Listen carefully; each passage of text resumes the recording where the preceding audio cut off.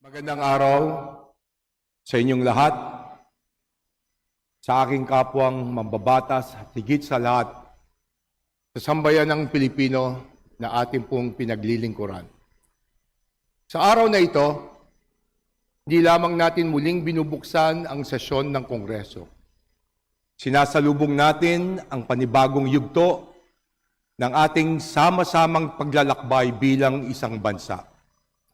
Hindi ito simpleng pagpapatuloy ng ating tungkulin.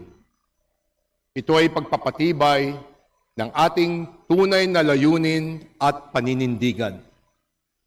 Dito sa ating institusyon, nagsumikap po tayong ipagpatuloy ang ating gawain. Our committees continued to function with focus and discipline, ensuring the governance remains steady, responsive, and accountable. Bago pa man mag-session break, mayroon na tayong 62 House Bills na naisalang sa ikalawang pagbasa na direktang tumutugon sa pangangailangan ng ating mga kababayan. Kabila dito ang ilan sa mga mahalagang panukala na magpapabuti sa ating bayan.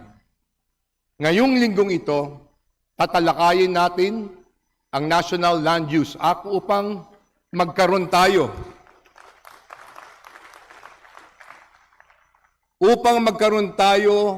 ng malinaw at pangmatagalang plano sa pagkamit ng ating lupa at likas yaman.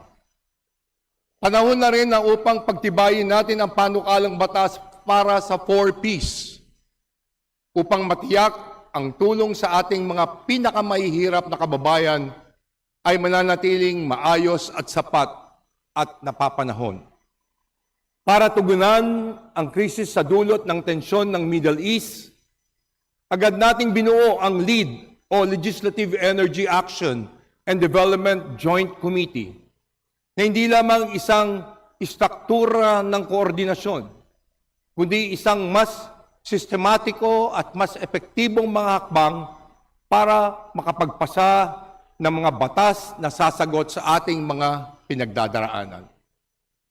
Alam naman natin na kapag tumaas ang langis, tumataas ang pamasahe, tumataas ang gastos ng mga manggagawa, tumataas ang presyo ng pagkain, at ang unang tinatamaan ay ang pamilyang Pilipino. Sa ilalim ng LEAD, pinag-isa natin ang mga pangunahing sektor: enerhiya, agrikultura, pagkain, transportasyon, paggawa, ekonomiya, ICT, at kalakalan. Hindi ito magkakahiwalay na hakbang.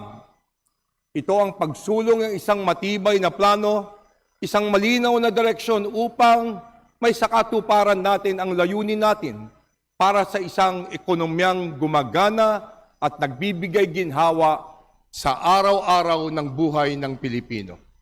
Ito ang serbisyong kailangan natin ngayon, hindi panandalian, kundi pangmatagalan. Bukod sa LEAD Joint Committee, nanatili pong aktibo ang iba pang mga committee, tulad ng Committee on Justice na tumutok sa impeachment hearings. We also strengthened our role in the region through our active participation in IPA engagement, demonstrating that the Philippines remains both responsive at home and relevant abroad. To our colleagues who step forward to take the lead in these key House activities, Deputy Speaker Rachel Arenas, House Justice Committee Chairperson Jean K. Luistro, and House Ways and Means Chairperson Miro Kimbo, kasama ang mga chairperson ng 13 committees na bumubuo ng LEAD Joint Committee. Maraming salamat po sa inyo. Thank you for your leadership, your diligence, your steadfast commitment to duty.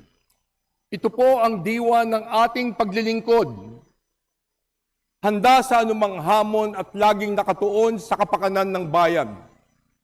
Kaya para sa mga nagtatanim ng pagdududa sa isip ng taong bayan, nakikiusap po kami na itigil nyo na ang pagpakakalat ng fake news dahil hindi ito nakakatulong sa pagresolba sa mga problema ng ating bayan.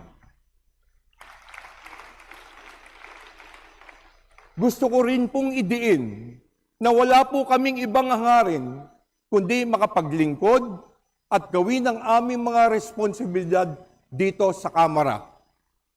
Gagawin namin ang aming mandato at tungkulin ng makatarungan na tapat sapagkat naniniwala kaming walang anumang katumbas ang prinsipyo at dangal. Sa bawat desisyon, iisa lang ang aming gabay, ang aming pananagutan sa inyo at sa buong bayan. Our oath to uphold the welfare of our people and to ensure transparency and accountability in government. We resume our session as we called not only to act, but to act with purpose, discipline, and resolve. Kaya't kasama natin si Majority Floor Leader Sandro Marcos na isinusulong natin ang Kalinga Act of 2026, ang komprehensibong alalay sa livelihood, inflation, negosyo at good assistance bilang bahagi ng mas malawak na hangarin na palakasin ang kakayahan ng bawat Pilipino. Patatatagay natin ang ating ekonomiya at gawing mas maasaang support system ng gobyerno. Kasabay nito, patuloy nating patitibayin ang ating mga hakbang tungo sa energy security sapagkat ang isang bansa ay kailangan na may klarong plano at matibay na pundasyon. At mga kasama, kung tunay nating nais palakasin ang tiwala ng taong bayan sa ating institusyon, ipasa natin ang anti-political dynasty. Tututukan natin ang mga ito dahil narito tayo hindi lamang upang pangalagaan ang kasalukuyan. Narito po tayo upang maging handa para sa kinabukasan. Let us continue to work with President Ferdinand R. Marcos Jr. and move forward with a whole-of-government approach, coordinated, decisive, and anchored on long-term national interests. Sama-sama po nating itaguyod ang isang bagong Pilipinas. Tumindig tayo para sambayan ng Pilipino. Kumilos tayo ng may tapang, may bilis, at may maliwanag na hangarin. Inuulit ko po, walang katumbas ang ating prinsipyo at dangal. Lalo na pag ang usapin ay pananagutan. When it comes to fulfilling our mandate and our duty to uphold the interests of our people, we will not compromise and we will not waver. So let us move forward with conviction, unity, and purpose. Maraming salamat po. Mabuhay ang kapulungan ng kinatawan. Mabuhay ang sambayan ng Pilipino.